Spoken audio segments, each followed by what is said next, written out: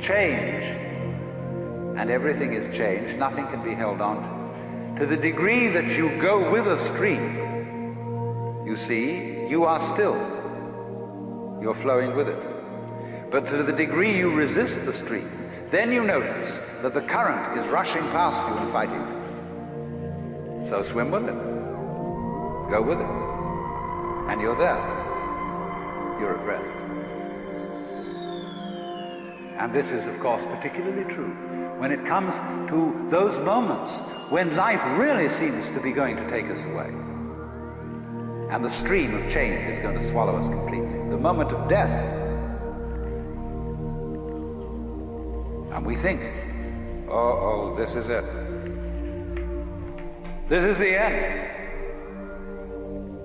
And so at death we withdraw. Say, no, not that. Not yet, please.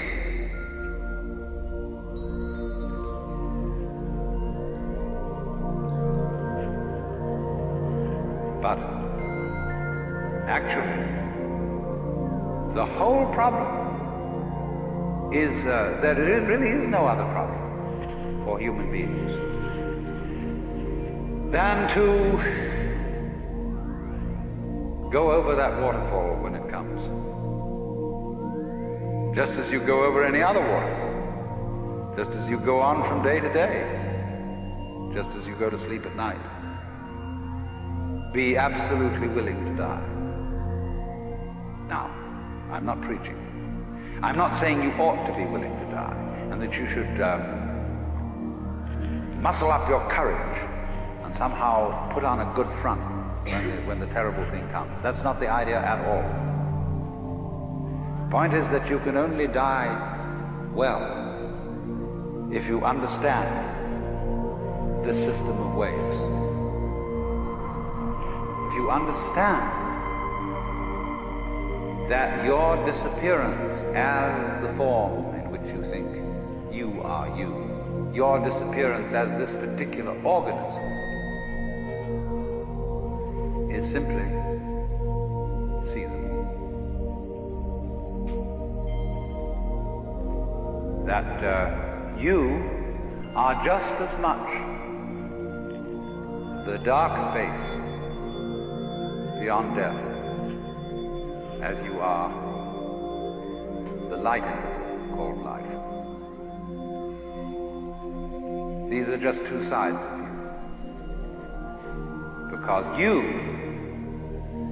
is the total wave. See, you can't have half a wave. Nobody ever saw waves which just had crests, no troughs. So you can't have half a human being who is born but doesn't die. Half a thing. That would be only half a thing. But the propagation of vibrations, and life is vibration, it simply goes on, but its cycles are long cycles and short cycles. Space, you see, is not just nothing. If I could magnify my hand to an enormous degree so that you could see all the molecules in it, I don't know how far apart they would be, but it seems to me they would be something like tennis balls in a very, very large space.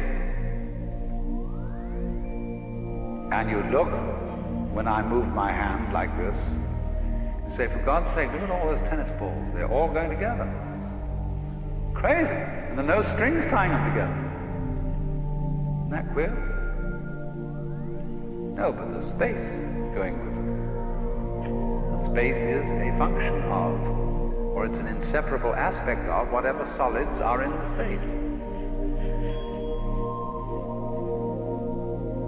That is the clue, probably, to what we mean by gravity. We don't know. So in the same way, when those marvelous sandpipers come around here, the little ones, while they're in the air flying, they have one mind. They move all together. When they alight on the mud, they become individuals and they go pecking around for worms or something. But one click of the fingers and all those things of them zipped into the air. They don't seem to have a leader, because they don't follow when they turn. They all turn together and go off in another direction. Amazing. But they're like the molecules in my hand. So then, you see, here's the principle. When you don't resist change, I mean over-resist, I don't mean being flabby. When you don't resist change, you see that the changing world, which disappears like smoke, is no different from the Nirvana world. Nirvana, as I said, means breathe out. Let go of the breath. So in the same way, don't resist change. It's all the same principle. So the Bodhisattva saves all beings, not by preaching sermons to them, but by showing them that they are delivered, they are liberated by the very fact of not being able to stop changing. You can't hang on to yourself.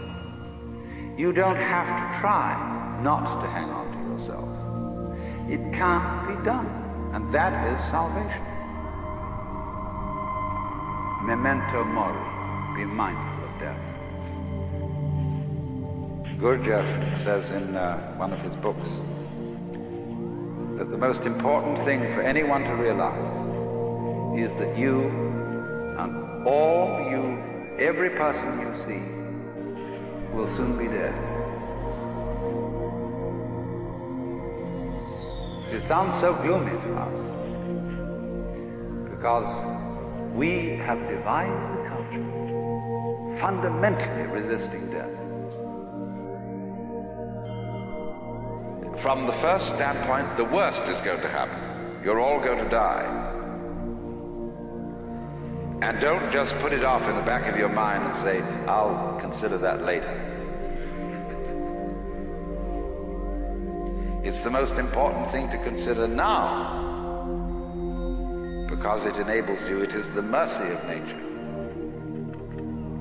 because it's going to enable you to let go and not defend yourself all the time. Waste all energies in self-defense.